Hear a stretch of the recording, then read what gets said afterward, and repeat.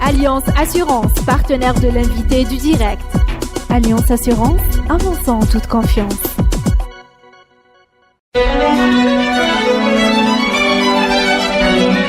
Pour bien s'entendre, il faut bien s'écouter. Rendez-vous sur M, la petite radio du Grand Maghreb.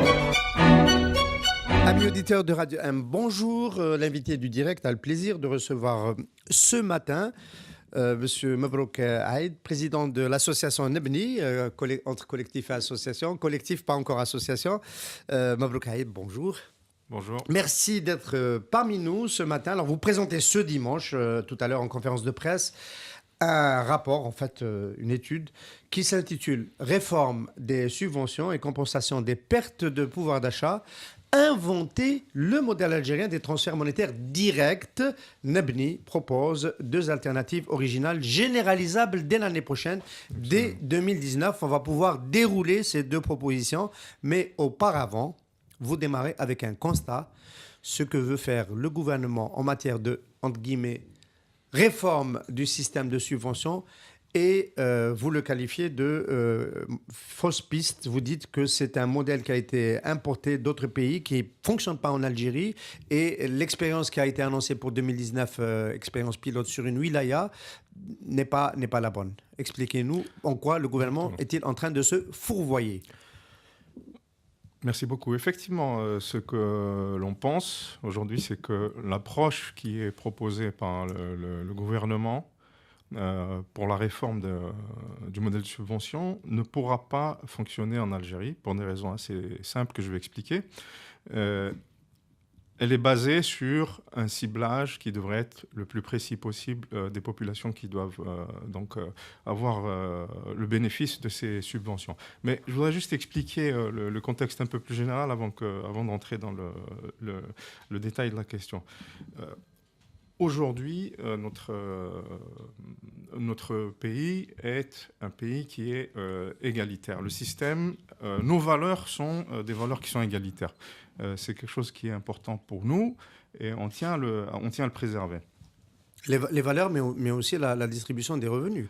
Exactement. Ça se retrouve dans la distribution des revenus. Aujourd'hui, le système de subvention permet d'avoir des carburants qui sont à des prix qui sont relativement faibles, avoir un certain nombre de produits alimentaires de base qui sont aussi relativement faibles, etc. C'est de cette manière qu'aujourd'hui, on procède à la redistribution. On le retrouve aussi dans le logement et un certain nombre d'autres postes de dépenses.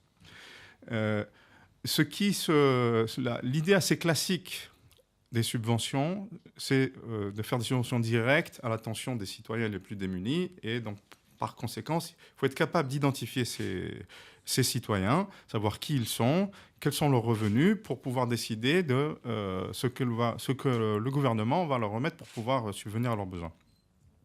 Ça demande une capacité à connaître ces citoyens.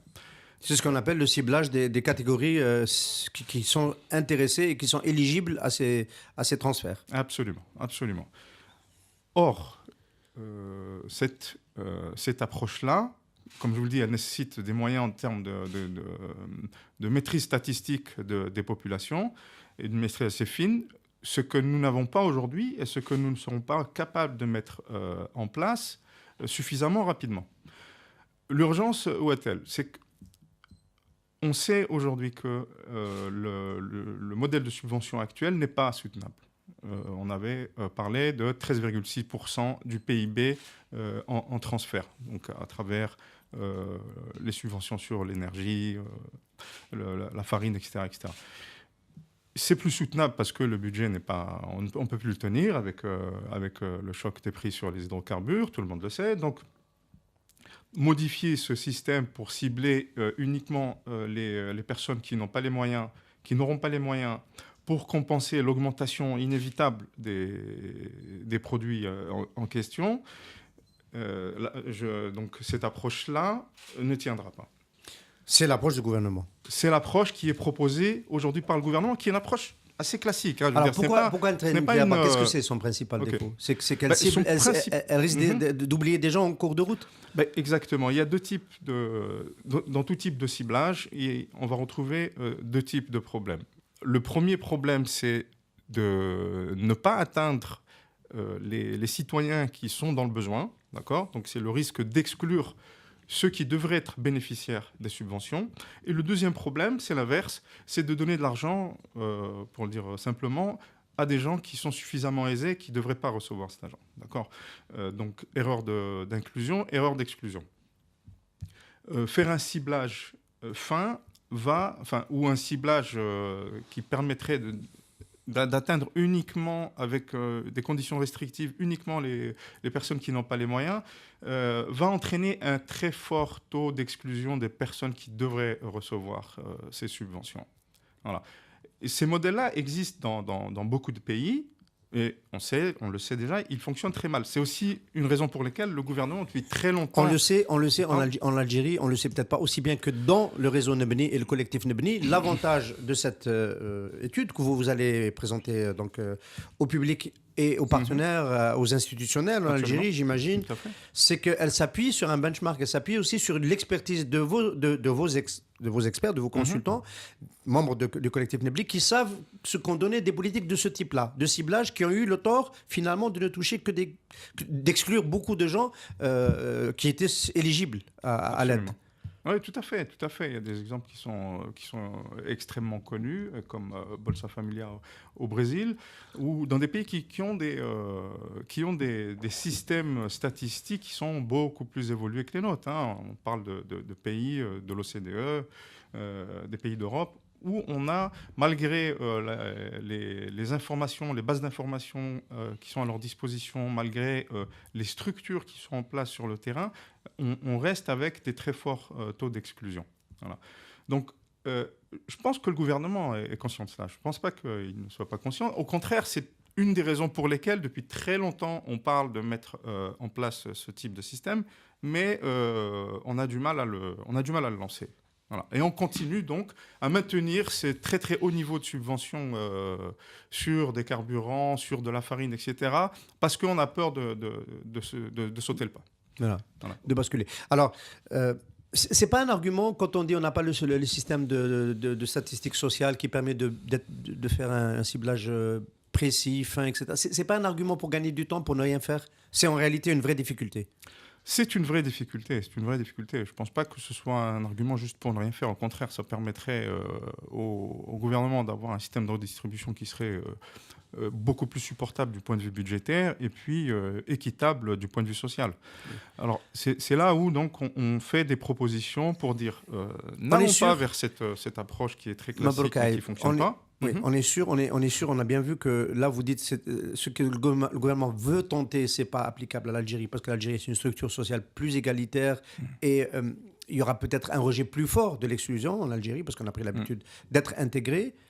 Est-ce que le fait que le gouvernement ait tardé autant aujourd'hui, vous dites ça nous amène vers une situation où finalement ça sera plus soutenable. Le système tel qu'il est aujourd'hui ne sera plus soutenable. Quantitativement, est-ce que c'est sûr qu'il ne sera pas soutenable? Parce que s'il est soutenable et s'il permet de l'égalité, il y a des experts, M. Nordin Bouderba qui était ici, qui est un spécialiste des questions sociales, dit ça permet de faire des économies par ailleurs. C'est un pays intégré socialement, etc. Et donc on ne voit pas les externalités d'une politique d'inégalité. Qu'est-ce qu'elle peut produire? Plus de criminalité, plus peut-être de chute dans le niveau de la santé, donc des dépenses de santé supérieures, etc. Vous dites ce système budgétairement, il n'est pas soutenable, c'est sûr. On le sait, c'est pas nouveau en réalité, puisque depuis au moins 2012, on prévient le gouvernement que le système ne sera pas soutenable. Et là, on parle de manière plus globale, c'est-à-dire le modèle économique lui-même n'est pas soutenable. Et on voit aujourd'hui, depuis la crise, crise pétrolière, les choses se sont accélérées. On voit bien qu'on n'arrive plus à tenir notre budget. Et donc, on a des écarts de plus importants, des déficits de plus en plus importants. Aujourd'hui, pourquoi on dit qu'il y a urgence? C'est parce qu'aujourd'hui, nous avons les moyens de mettre en place le type de subvention que l'on propose, des deux modèles. Après, on reviendra là-dessus, mais ce qu'on dit, ce sont deux propositions qu'on soumet au débat. On ne dit pas que c'est des solutions parfaites, mais au contraire, par contre, c'est des solutions qu'on peut mettre en œuvre très rapidement. Il faut les affiner, il faut les parfaire, mais on peut faire quelque chose. On a aujourd'hui la capacité de le faire.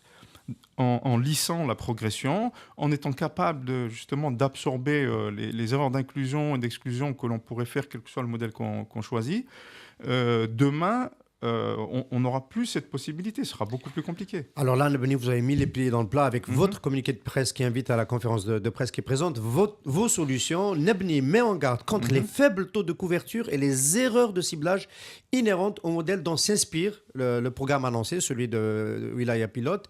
Celui-ci envisage en particulier de s'appuyer sur des listes de ménages démunis établies par l'administration. Ça ouvre les portes à tout, apparemment. Ça ouvre les portes à tout. C'est surtout, c'est une approche qui est assez classique et elle va conduire inévitablement à des difficultés parce que ce qu'on constate dans les autres pays, c'est que malgré toute la bonne volonté, c'est les personnes qui sont les plus démunies qui vont avoir le plus de difficultés à avoir accès à ces subventions. Typiquement, qu'est-ce qu'on fait pour s'assurer de bien cibler ? On va mettre des critères d'éligibilité qui peuvent être assez complexes, rigides, bureaucratiques. D'accord ? C'est pour protéger, pour s'assurer qu'on ne va pas cibler les mauvaises personnes.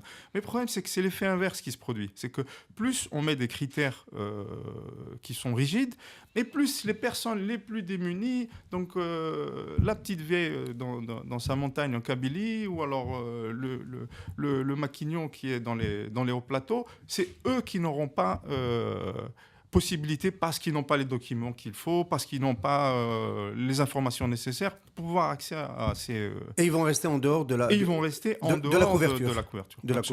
Absolument. Alors, on en arrive au cœur de cette discussion. Donc, vous nous avez préparé et salivé avec votre teasing, votre annonce.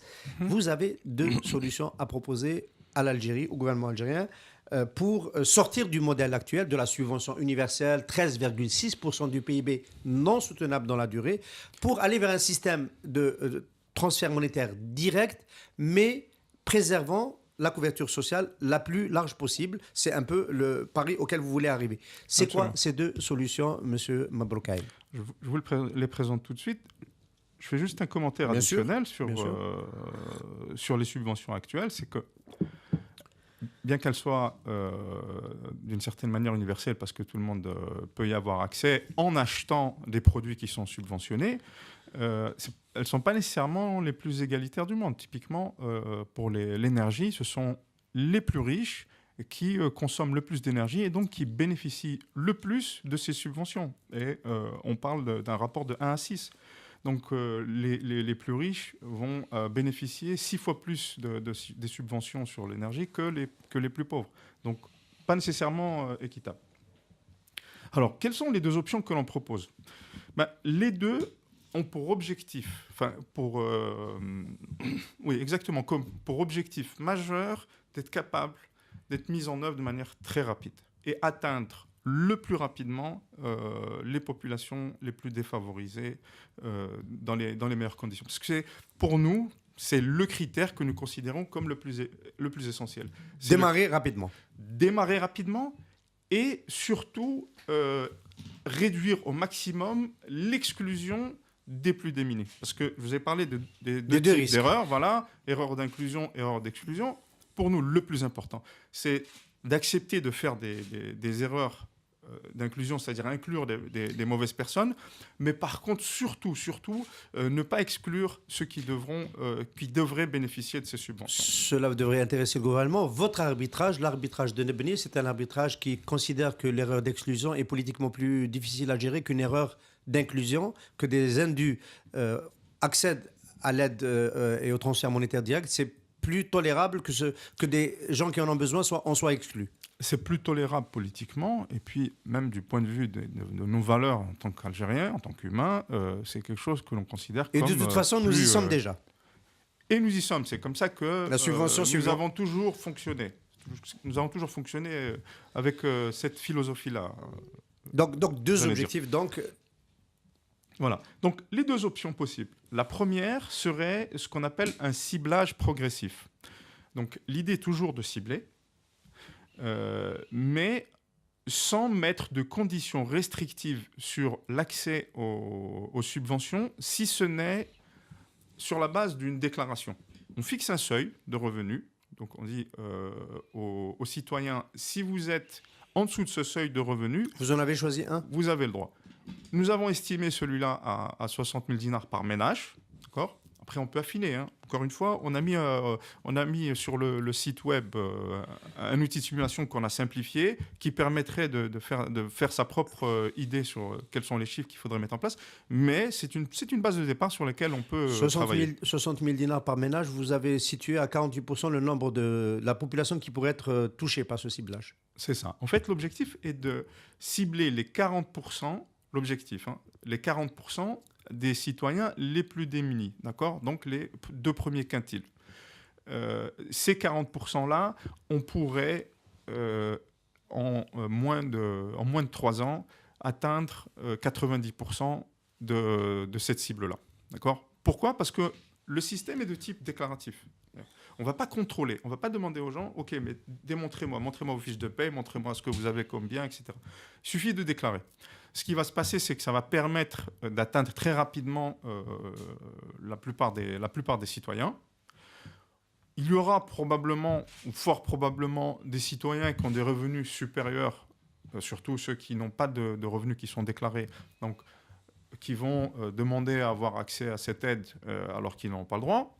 Mais on l'accepte. Ça fait partie du prix à payer pour pouvoir atteindre le maximum de personnes qui mériteraient d'avoir ces subventions. Vous avez calculé une approximation, une projection de l'erreur d'inclusion? Parce que c'est clair qu'on va aller dans l'erreur d'inclusion. Alors, nos hypothèses, c'est que l'on démarre avec, pour la première année, on devrait pouvoir atteindre...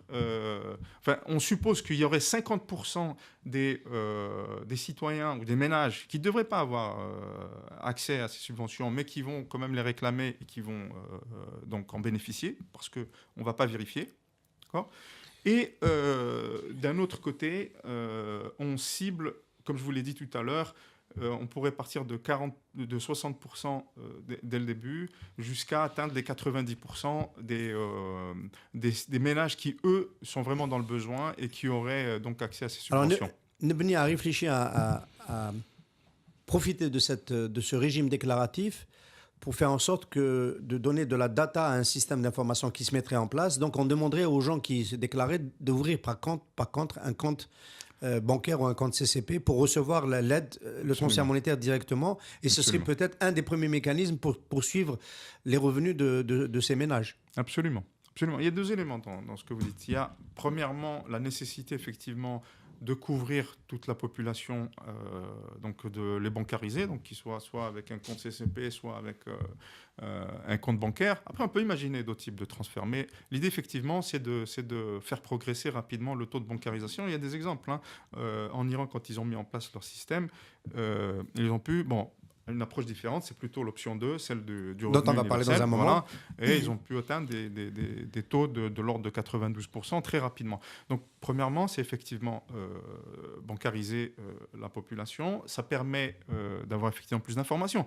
Mais l'idée dans l'approche du ciblage progressif, c'est effectivement, au fur et à mesure que l'on progresse, mettre en place les outils statistiques, mettre en place les bases de données pour affiner, améliorer notre connaissance du revenu des populations. Et là, ce qui va probablement se passer, Mabrouk Aïd, c'est qu'on va de plus en plus facilement, avec ces instruments-là, pouvoir détecter les indus bénéficiaires. Absolument. Absolument, c'est bien ça l'idée.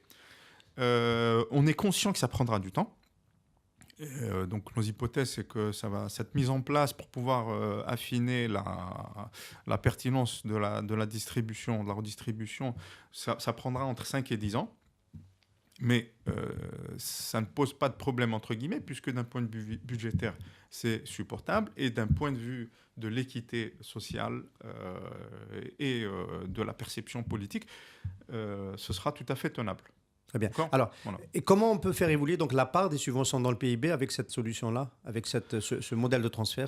Dans tous les cas, l'idée, c'est de d'augmenter progressivement le montant des subventions au fur et à mesure que l'on augmente les prix des produits qui sont subventionnés. Au fur et à mesure qu'on cesse de subventionner. Qu'on cesse de subventionner. Ce qui donnera l'augmentation des prix. Absolument. Donc, une sorte de vase communicante. Et si y a un mécanisme qui va plus vite que l'autre ? Il faudrait, pour que ce soit supportable par la population et pour le gouvernement, qu'il y ait un certain équilibre. D'accord ? Donc, il va falloir faire progresser ça de manière synchronique. De manière synchronisée. L'intérêt, c'est que dans cette approche-là, et c'est la même chose pour la deuxième approche, même si elle coûte plus cher, c'est qu'on va passer de 2015, 13,6% du PIB qui allait dans des transferts, à quelque chose comme 2,5%, 3%. Donc on va avoir un pic à un moment donné, mais on serait de l'ordre de 2,5% du PIB dédié en matière de subvention. En matière de subvention qui serait du transfert monétaire. Absolument.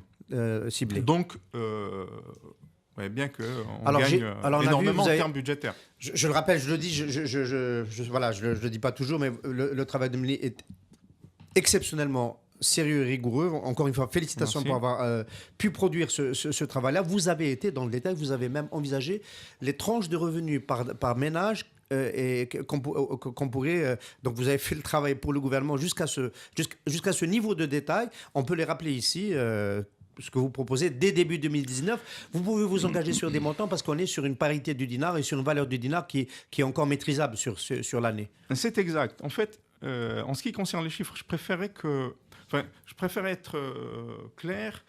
Ce sont des hypothèses sur lesquelles nous avons travaillé en prenant en considération les statistiques qui sont à notre disposition. Après, c'est des choix qu'il va falloir être pris par le gouvernement, mais surtout en discutant, je pense, et c'est un peu ça en fait le vrai sujet pour nous, c'est d'ouvrir le débat sur l'approche qu'il va falloir retenir, et donc à ouvrir un débat national. Et on aimerait beaucoup donc discuter avec nos amis de l'ONS, du ministère des Finances, des différentes structures. Pour donner des chiffres, juste pour que les auditeurs aient une idée de ce dont on parle, pour le ciblage progressif, l'idée serait que pour un ménage de 5 personnes, il y ait une subvention qui soit de l'ordre de 12 000 dinars, qui va évoluer avec le temps. 12 000 dinars. Un ménage de 5 personnes qui touche moins de 60 000 dinars, pour être dans la catégorie. Voilà, c'est ça, exactement. Après, on peut faire varier bien sûr les différentes manettes, c'est-à-dire... Parce que, comme vous l'avez rappelé tout à l'heure, il s'agit de petit à petit transférer les économies que l'on fait sur les subventions, sur les carburants, sur l'énergie de manière générale et sur les produits. Donc, les transférer au fur et à mesure vers le ciblage progressif, donc vers la subvention directe aux plus nécessiteux. Donc, après...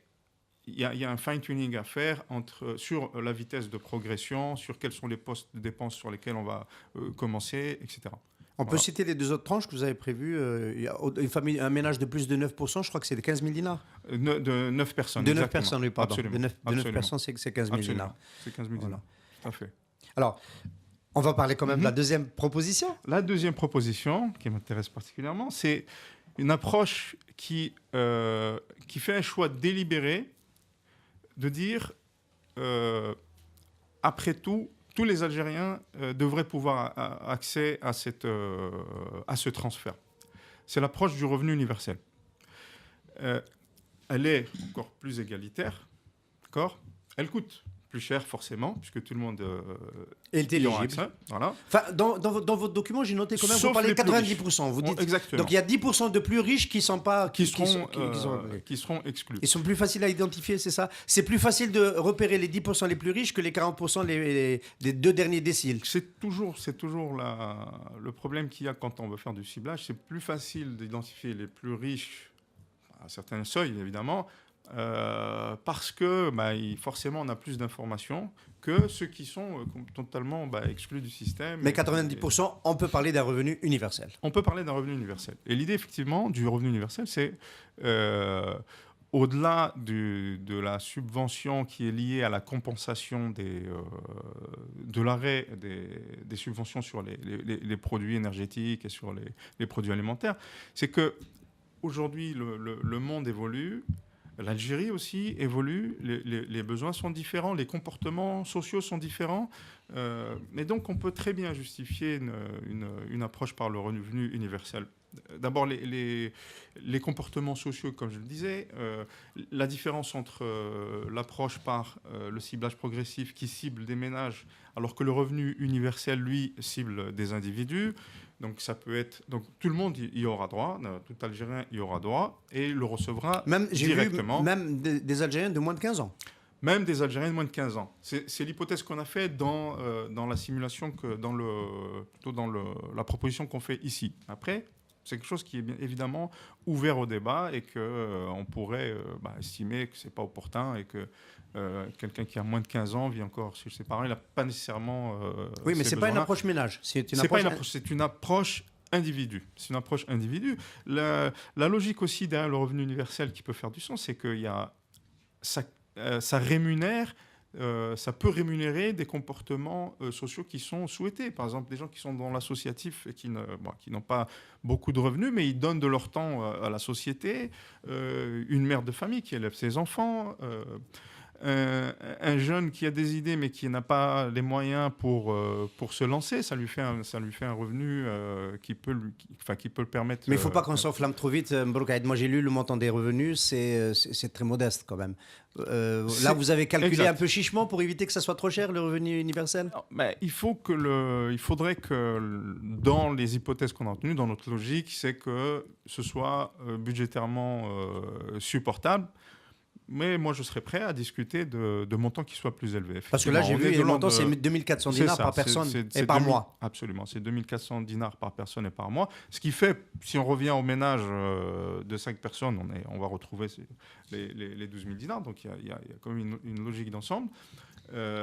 Mais ça permet quand même d'avoir... Effectivement, c'est plus un complément de revenus qu'un revenu avec lequel on pourrait vivre sans avoir d'autres ressources, évidemment. Alors, on a bien compris le point faible du revenu universel, c'est qu'il va coûter plus cher. De combien il va coûter plus cher d'ailleurs ? Et la courbe pour revenir à 3% du PIB, qui est votre objectif...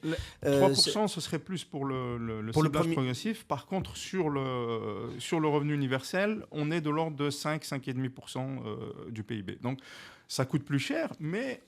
Si on le compare à nos 13,6%, on a quand même gagné 7 points de PIB. Donc, dans tous les cas, même si c'est une approche qui coûte plus cher, elle reste, d'un point de vue budgétaire, beaucoup plus intéressante. Alors, elle coûte plus cher. Quand vous dites elle coûte plus cher, est-ce que vous intégrez les coûts de déploiement administratif dans le cas du ciblage ? Ils sont nécessairement plus importants que dans le cas du revenu universel. Dans le cas du revenu universel, il faut avoir une carte d'identité algérienne, exactement, se déclarer et automatiquement, on a droit à un revenu. 2400 ou plus en fonction des discussions. Dans le premier cas, l'administration va suivre pour cibler, après le premier geste déclaratif, il faudra vérifier au bout d'un moment si réellement le ménage en question dispose d'autant de revenus ou pas, ou si peu de revenus ou pas, etc. Et donc, il y a des coûts administratifs qui sont souvent le problème. Absolument, vous avez parfaitement raison. L'avantage du revenu universel, c'est que déjà, il est beaucoup plus facile à déployer. Il pourra se mettre en place beaucoup plus rapidement, puisque on n'est pas du tout dans la logique d'essayer de réduire l'inclusion des indus, puisque par définition, tous les Algériens ont droit, à part les plus riches. Donc, non seulement c'est plus facile à mettre en œuvre, ça peut se déployer très rapidement et ça coûtera moins cher. Donc, on est parti sur certaines hypothèses de calcul. Après, c'est des choses qu'il va falloir affiner. Ça fait partie du travail qu'il va falloir faire. On ne dit pas que le travail est abouti. On dit que ça, c'est une première base de discussion et avec les personnes, avec les bonnes personnes et les informations qui sont à la disposition de tout le monde aujourd'hui, on peut affiner le modèle. Mais plus encore, les deux propositions que nous sommes en train de faire, on peut parfaitement les faire évoluer dans le temps et les affiner dans le temps. C'est ce qui est intéressant, c'est qu'on n'est pas en train de s'enfermer, quel que soit le choix qui sera fait, que ce soit l'option 1 ou l'option 2. on peut parfaitement affiner et améliorer le modèle. Alors, on a bien vu que au sein du réseau Nebli, du collectif, il y avait donc cette capacité à comparer, donc notamment à pointer du doigt l'expérience que le gouvernement s'apprête à déployer, celle du ciblage classique importé de pays qui ne se ressemblent pas à l'Algérie. Est-ce que vous avez des comparaisons pour les deux propositions que vous avez faites? Est-ce que ça a été tenté ailleurs et qu'est-ce que ça a donné? Absolument. Alors, ce qui concerne le ciblage progressif, on va dire que c'est plutôt original. Oui, parce qu'on est dans le cas algérien et qu'en Algérie, on a besoin de faire ça rapidement. Et donc, commençons par nous tromper par excès et puis corrigeons. Oui, et puis aussi, c'est pas uniquement négatif. C'est aussi qu'on a le droit d'être original et d'innover en prenant en considération nos forces, nos faiblesses, comme on le disait tout à l'heure, nos valeurs. Donc ça se tient très bien aussi. En ce qui concerne les ciblages classiques, oui, il y a de très nombreux exemples. Je vous parlais des pays de l'OCDE, je vous parlais du Brésil qui est très intéressant et qui a fait des choses, qui a eu un grand succès, malgré le fait qu'au final, il y a eu un très fort taux d'exclusion. Un très fort taux d'exclusion des personnes qui auraient dû recevoir les subventions. En ce qui concerne le revenu universel, on a le cas iranien qui fait école, qui a permis très rapidement, comme je vous le disais, d'atteindre quasiment la quasi-totalité de la population. Couverture intégrale, mais explosion du budget. Mais c'est lié aussi à la crise budgétaire qu'ils ont connue. Donc, on ne peut pas directement dire que les difficultés qu'ils ont eues sont liées à la mise en place du revenu universel. Ce ne serait pas juste de le dire. Donc, ça reste que c'est un exemple qui démontre que l'on peut mettre en place très rapidement ce type de système. D'accord ? En ce qui concerne le ciblage progressif, j'estime que c'est une approche qui est originale. Donc, je ne saurais pas dire s'il y a des exemples qu'on aurait vus ailleurs. Très bien. Alors, tout ça est très intéressant, mais attendez-vous à ce que, dans l'opinion, dans les médias, vos interlocuteurs institutionnels vont vous poser aussi la question de savoir, très bien, les transferts monétaires, des mécanismes, une proposition très originale, donc le ciblage progressif qui se déploie tout de suite dès 2019 et après qui corrige, qui affine en cours de route, le revenu universel qui est une piste très intéressante. D'ailleurs, je voulais vous poser une question dans les débats qu'il y a au sein de Nebni. Il y a des partisans des deux solutions. Nebni ne penche pas en particulier pour une seule, parce qu'il y a la question de savoir laquelle il faut choisir. Et moi, il y a autant d'arguments pour l'une que pour l'autre, mais moi, je sens un petit penchant pour le revenu universel. C'est pas le cas compte tenu du contexte algérien, notamment. Oui. Il y a eu, pour être transparent, ça fait maintenant plus de 6 mois qu'on travaille sur ce sujet-là.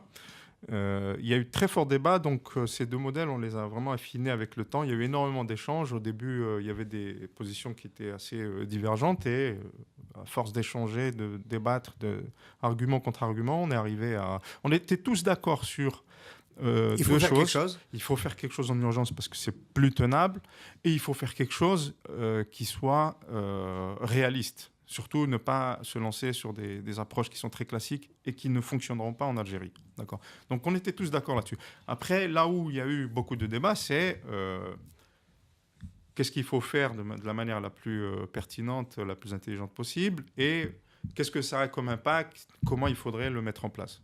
D'accord ? Ensuite, il y a franchement... Les visions se sont assez rapprochées.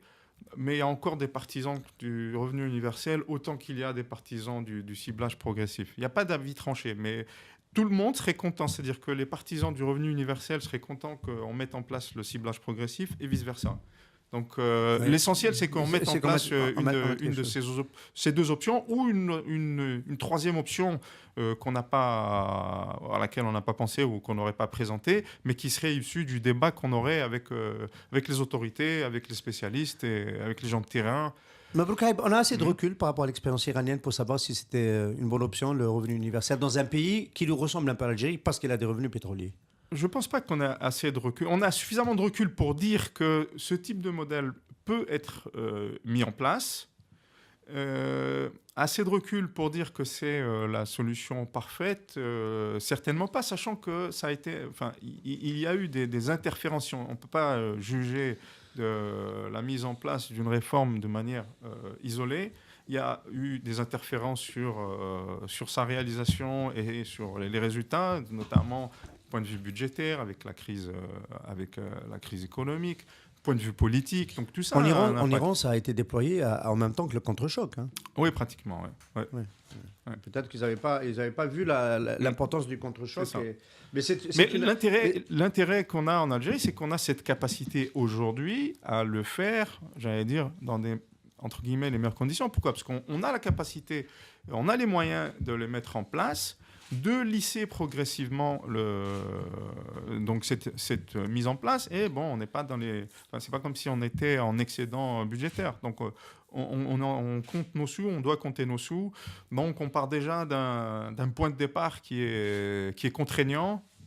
Donc, ça ne pourrait qu'aller mieux dans l'hypothèse où... les prix des hydrocarbures augmentaient ou n'augmentaient pas. De toute manière, on doit le faire. On a les moyens aujourd'hui de le faire. Ce sera beaucoup plus difficile si on retarde la décision. Alors, Nebni vraiment mâche le travail et nous fait des propositions intéressantes. À mon avis, les pouvoirs publics vont devoir s'y pencher sérieusement parce que ça ouvre des vraies pistes. Après, il reste les arbitrages du côté de la dépense. Si on fait des transferts monétaires, ça veut dire qu'on est en train de réduire les subventions. Vous préconisez, là aussi, vous mouillez, vous préconisez de donner la priorité au désarmement de guillemets, des subventions qui concernent le poste énergie, donc dans lequel il y a carburant, gaz, électricité, plutôt électricité et gaz. Gaz, vous dites, c'est pas le plus important, c'est plutôt électricité. 1300 milliards de dinars en 2015, soit 7,7% quand même du PIB, 13 milliards de dollars si on devait libeller ça en dollars. Quels sont les autres ? Celui-là, il est clair qu'il faut il est clair, et puis il représente... les autres dans votre... Vous dites le logement, c'est quand même 16% de la masse globale des transferts entre explicite et implicite. Les taux d'intérêt bonifiés, c'est aussi un poste important. Il est à 7%. Est-ce que vous avez là aussi une liste, une nomenclature des priorités ? Écoutez, donc vous avez cité les principaux postes. Donc, premièrement, c'est l'énergie. Ça représente presque 60% de ce qui est donc subventionné. C'est le poste pour lequel on pense actionner en priorité. D'accord ? Le faire progressivement, évidemment, mais commencer par ce poste-là. Parce qu'en plus, c'est celui qui est, comme on l'a dit, le plus inégalitaire au final, puisque c'est les plus riches qui en profitent le plus. Ensuite, il y a le logement. C'est en termes de montant, c'est vrai que c'est pas loin de 20%. Vous proposez de changer... Explicite. Oui, pardon, je vous ai interrompu. Vous proposez de changer la politique du logement, avec, y compris la gouvernance de la CNL, la Caisse nationale du logement, et passer à un modèle différent où la subvention est moins importante. Exact. Mais ce qu'on recommande, c'est de le faire de manière beaucoup plus progressive. Donc, on ne le considère pas comme...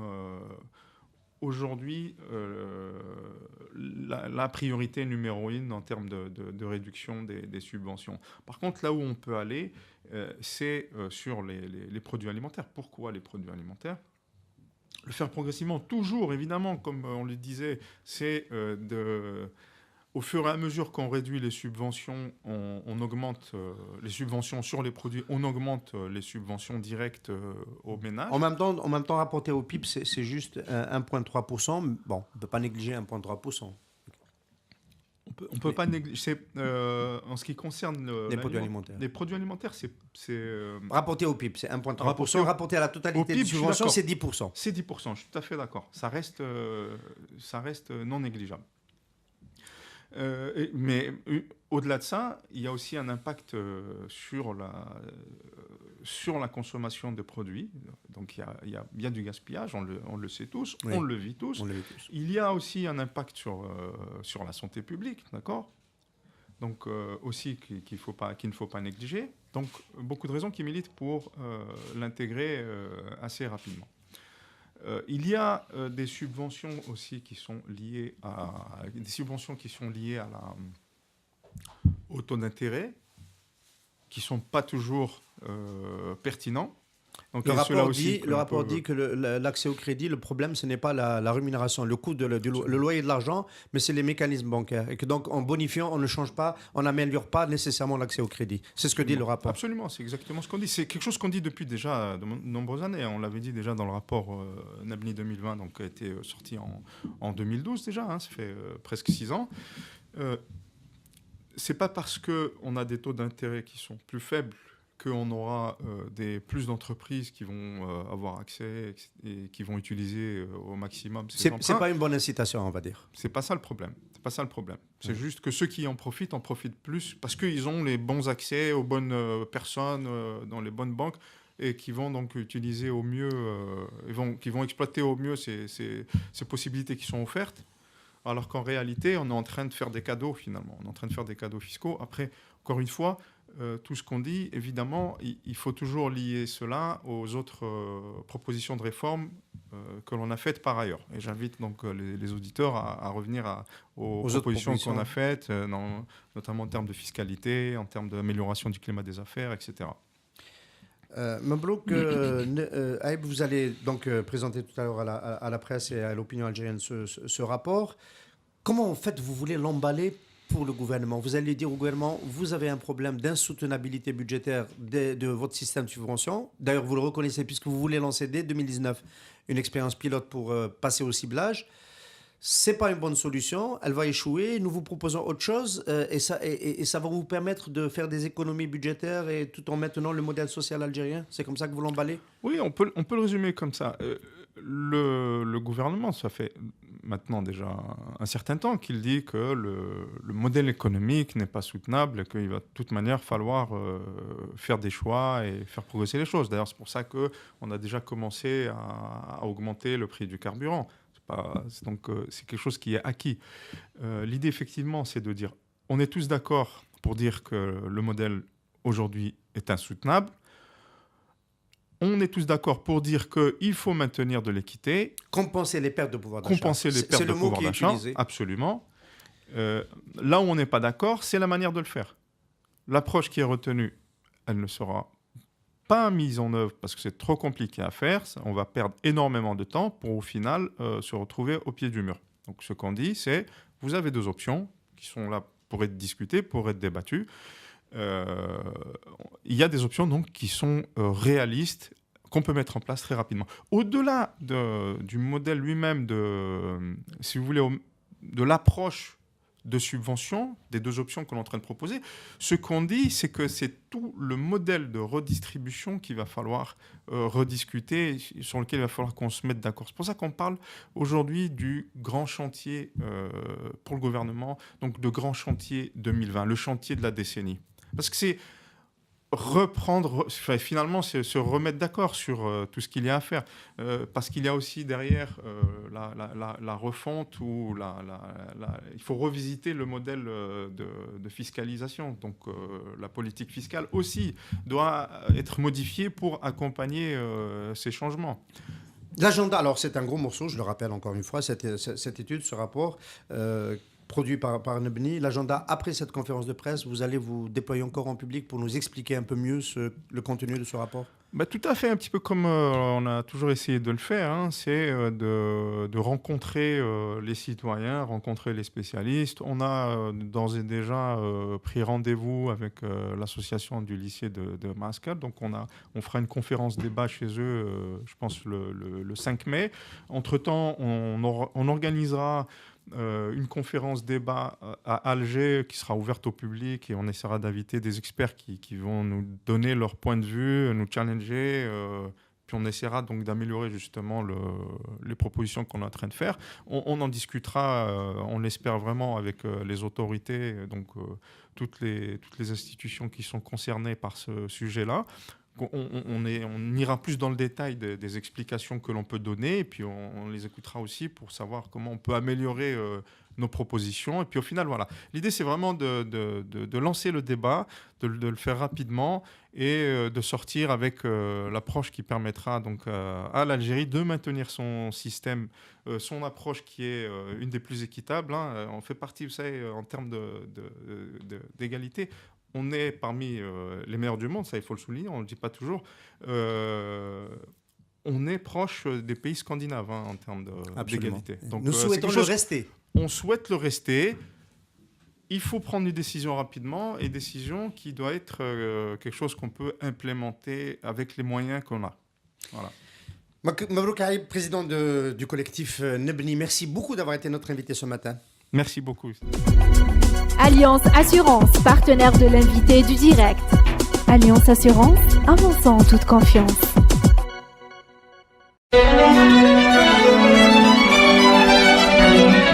Pour bien s'entendre, il faut bien s'écouter. Rendez-vous sur M, la petite radio du Grand Maghreb.